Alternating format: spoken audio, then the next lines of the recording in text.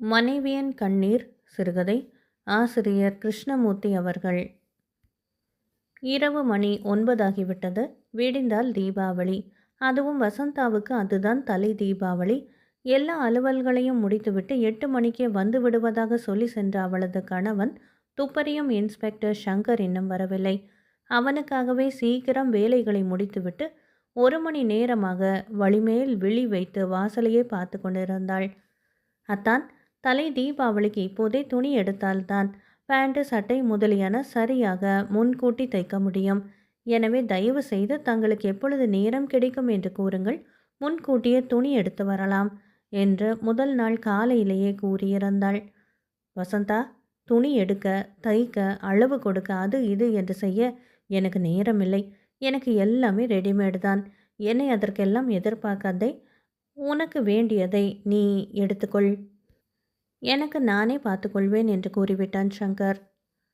ஒவ்வொரு கணவனும் தன் அன்பு மனைவிக்கு அந்த கலர் சேலை நன்றாக இருக்கும், இந்த பார்டர் புடவை பொருத்தமாக இருக்கும் என்று உடனிருந்து தேர்ந்து எடுக்கையில் சங்கர் இப்படி சொன்னது அவள் வருத்தத்தை அதிகரித்துவிட்டது. இருந்தாலும் அன்று காலையில் மட்டும் ஒன்றே ஒன்றுக்கு அவன் சம்மதத்தை கேட்டாள்.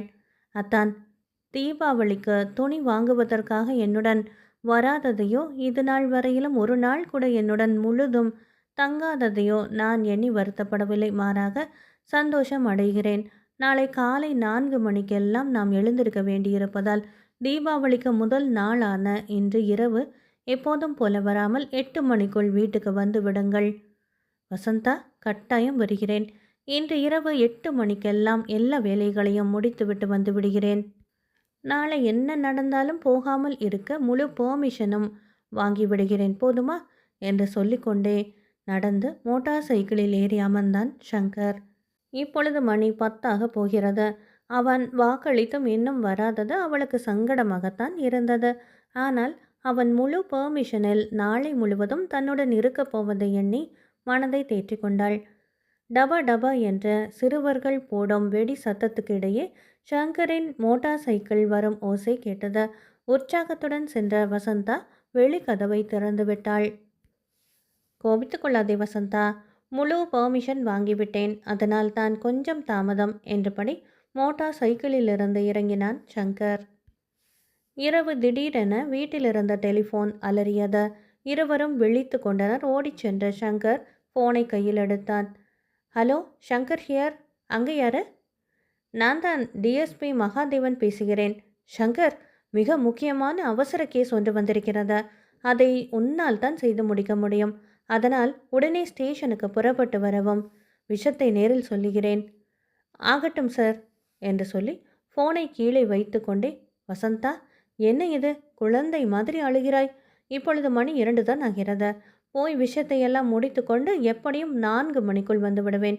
கவலையை விட, நீ நினைத்தது போல நாளை முழுவதும் நான் உன் கூடவே இருப்பேன். கண்ணீரை துடைத்துக்கொள் என்றான். சிறிது நேரத்தில் போலீஸ் ஸ்டேஷனை அடைந்தான் சங்கர். அவனுக்காகவே டிஎஸ்பி மாதவன் காத்து கொண்டிருந்தார். Good morning. விஷயம் என்ன சார்? ரொம்ப முக்கியமா? ஆமாம் சங்கர், பம்பாயிலிருந்து ரகசிய வார்த்தை மூலமாக செய்தி வந்திருக்கிறது. கடத்தல் மன்னர்களில் ஒருவன் போலீஸுக்கு டிமிக்கி கொடுத்துவிட்டு வேறு பெயரில் சென்னையிலேயே தங்கியிருக்கிறானாம். நாம் உடனே அவனை கைது செய்ய வேண்டுமாம்.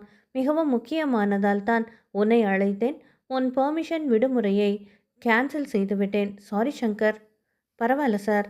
சற்று நேரத்துக்கு பிறகு பம்பாயிலிருந்து மீண்டும் செய்தி வந்தது.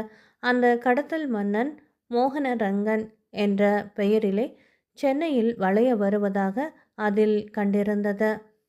அவர்களுடைய இரகசிய விசாரணையில் விலாசமும் கிடைத்திருந்தது. எனவே அவனை பிடிப்பதில் சிரமம் ஒன்றுமில்லை. தாமதமின்றி செயல்படுமாறு கோரியிருந்தனர்.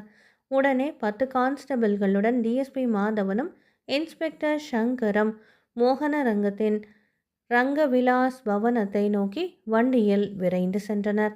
பங்களா வாசலில் பல பெரிய கார்கள் நின்று கொண்டிருந்தன. வாசல் தோரணங்களால் அலங்கரிக்கப்பட்டிருந்தது. உள்ளே இருந்த மெல்லிய இசை காற்றில் தவழ்ந்து வந்து கொண்டிருந்தது. உள்ளே நடுஹாலில் பல தனவந்தர்கள் தம் மனைவி மக்களுடன் தீபாவளி விருந்துக்கு குழுமியிருந்தார்கள். டிஎஸ்பி அங்கு வந்ததை கூட எவரும் சட்டை செய்யாது உற்சாகத்துடன் இருந்தனர். சிறிது நேரத்தில் அவர் வந்து இருப்பது வீடெங்கும் பரவியது. அப்புறம் மோகனரங்கனே ஓடி வந்து டிஎஸ்பியை வரவேற்றான். மிஸ்டர் மோகனரங்கன், நீங்க நீண்ட நாட்களாக கள்ளக்கடத்தலில் ஈடுபட்டு இருப்பதாக செய்தி கிடைத்திருக்கிறது. எனவே உங்களை கைது செய்ய பிடி வாரண்டுடன் வந்துள்ளேன் என்றார் மகாதேவன். என்ன சொல்லுவது என்று தெரியாது விழித்தான் மோகனரங்கன். அதற்குள்ளாக அவனுக்கு விலங்கு மாட்டப்பட்டது. செய்தி வீடெங்கும் பரவியது. அவன் மனைவி ஓடோடி மாடிக்கு வந்தாள். அதற்குள் சுதாகரித்து கொண்ட மோகனரங்கன், சார், நான் கடத்தல்காரன் என்பதற்கு தங்களிடம் என்ன ஆதாரம் உள்ளது? ஆதாரமின்றி கைது செய்தால் உங்கள் மீது மான நஷ்ட வழக்கு போடுவேன் என்று கோபத்துடன் கூறினான். மோகனரங்கன், நீங்கள் பேசுவதையெல்லாம் ஸ்டேஷனுக்கு வந்து பேசுங்கள் என்றார் மகாதேவன். கொஞ்சம் கூட மனம் தளரவில்லை மோகனரங்கன். அவன் மனைவியும் கூடத்தான். அவள் உடனே, அத்தான், கொஞ்சமும் கவலை வேண்டாம், நீங்கள் போங்கள், உங்கள் பின்னாலேயே நான் நம் வக்கீலுடன் வந்து சேருகிறேன். என்ன செய்து விடுவார்கள் பார்ப்போம் என்றாள். உள்ளே இவையெல்லாம் நடந்து கொண்டிருக்க சங்கர் வராந்தாவிலே நின்றபடி கூட்டத்தை நோட்டம் விட்டு கொண்டிருந்தான். பல இளம் தம்பதியர் பேசி மகிழ்ந்து கொண்டிருந்தனர். உடலெல்லாம் தங்க ஆபரணங்களால் அலங்கரித்து கொண்டிருந்த ஒரு பணக்கார பெண் முண்டாசு கட்டி கையிலே கூடையுடன் இருந்த அந்த வீட்டு வேலைக்காரனிடம் சுவாரஸ்யமாக பேசி கொண்டிருந்தாள். அவனும் அதை ரசித்து கொண்டே இருந்தான். அவர்களின் சிரிப்பு உச்சக்கட்டத்தை அடையவே அந்த வேலைக்காரன் உற்சாகத்தில் தன்னையே மறந்து சபாஷ் என்று கூறி அவள் தோளையே தட்டி கொடுத்தான். வேலைக்காரன் அவளை தொட்டதும் சங்கருக்கு சுரீர் என்றுதானால் அவளோ அதனை சட்டை செய்யாது மேலும் சிரித்து பேசி கொண்டிருந்தாள். மறைவிடத்தில் நடக்கின்ற இவையெல்லாம் பெரிய இடத்தில் சகஜம் போல என்று சங்கர் எண்ணிக்கொண்டு இருந்த வேளையிலே மோகன ரங்கத்தை விலங்கு பூட்டி மகாதேவன் வாசலுக்கு கொண்டு வந்தார். போலீஸ் வேன் புறப்பட்டது. வண்டி கிளப்பும் சத்தத்துக்கு மேலே விருந்தினர்களில் சிலர் சிரிக்கும் ஒலி சங்கருக்கு லேசாக கேட்டது. அவன் வியப்பும் திகைப்பும் அடைந்தான். என்னதான் இருந்தாலும் விருந்தினராக வந்தவர்கள் தங்களை விருந்துக்கு அழைத்தவனை போலீஸ் பிடித்து செல்லுவது கண்டு சிரிக்கலாமா? என்ன அநாகரிகம் இது! வண்டி சென்று கொண்டே இருந்தது. சங்கர் வாய் திறக்கவில்லை. யோசனையில் ஆழ்ந்தான். வேனிலே வருகிறவன் உண்மையான மோகனரங்கன் அல்ல, போலி. போலீஸை ஏமாற்றுவதற்காக உண்மையான மோகனரங்கன் வேலைக்காரனாகவும் வேலைக்காரன் முதலாளியைப் போல வேடம் அணிந்து ஏமாற்றிவிட்டார்கள். மாடியிலே மகாதேவன் போலியை கைது செய்ததை எண்ணியே அவர்கள் சிரித்து பேசி மகிழ்ந்திருக்கிறார்கள். இவையெல்லாம் திடீரென விளங்கவே, டிரைவர், உடனே வண்டியை பங்களாவுக்கு திருப்பு. ஆள்மாறாட்டம் நடந்துவிட்டது. உண்மை குற்றவாளி தப்பி ஓடும் முன்னால் அவனை பிடிக்க வேண்டும்.